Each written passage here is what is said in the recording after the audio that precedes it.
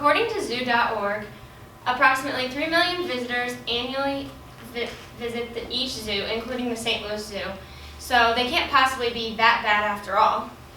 Zoo.org also reports that the number of people visiting the zoo each year has only continued to rise over time.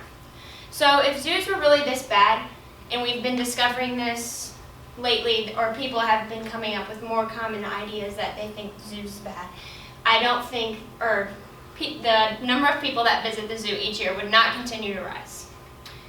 I'm here to tell you that this assumption by multiple people is completely wrong. Not only do the zoos provide a good time for families, community members, and whoever else visits the zoo, but it also saves many different animal species from extinction.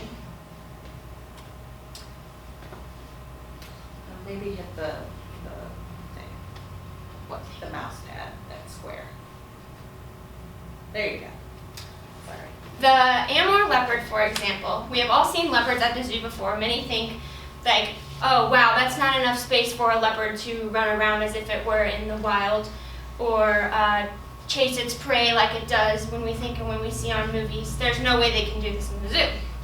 However, Tarangana.org says that in the wild there are only a few dozen of the incredible Amur leopard left. Like many species, the Amur leopard has been pushed close to extinction by loss of habitat, poaching, and human development. However, a breeding program started in the 1960s means that 200 Amur leopards now exist in zoos worldwide, ensuring a future for the species.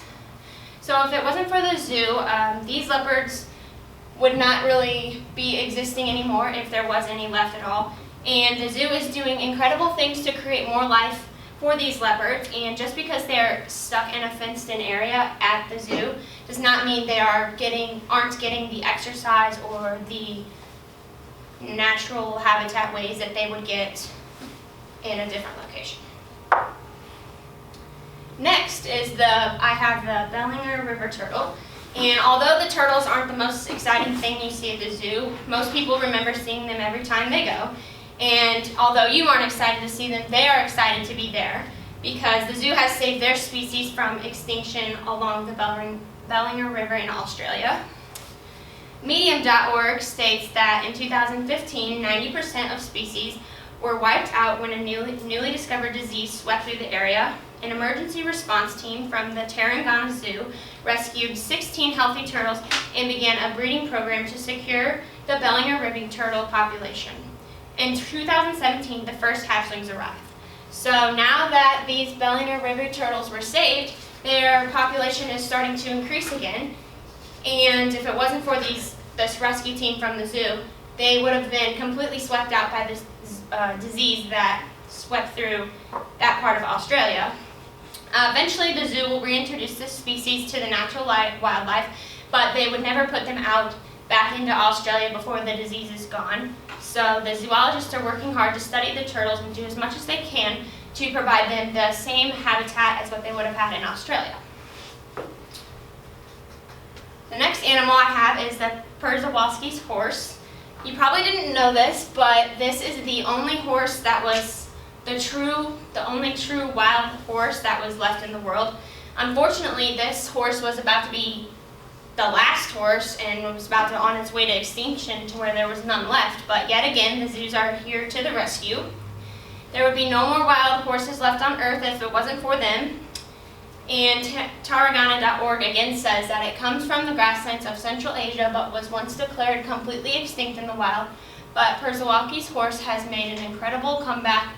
Zoos have been working together to create a stable population across the world, and now the Persuasive's horse is being slowly reintroduced into its natural habitat.